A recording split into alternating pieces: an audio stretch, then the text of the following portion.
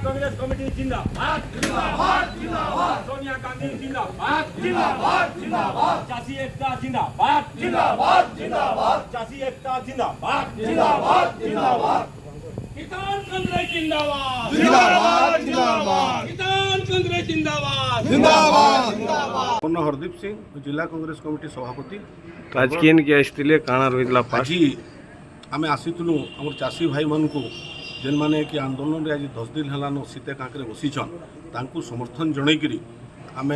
जिला कांग्रेस कमिटी तरफ आसीलु एवं तांकर जेन मुख्य दाबी अच्छे कि तांकर जेन रजिस्ट्रेशन नहीं पारबार तांकर जेन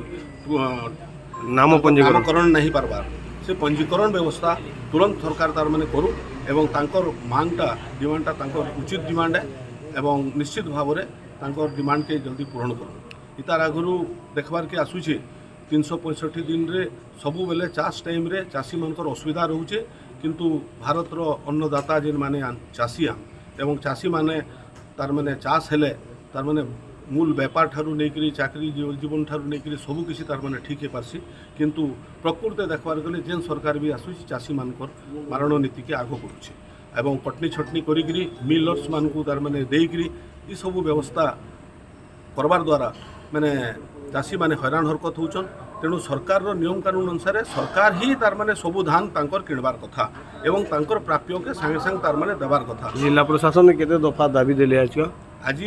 आमे 7 दफा तांको गोटे दाबी देइछु जेनथिरे कि आपनकर माने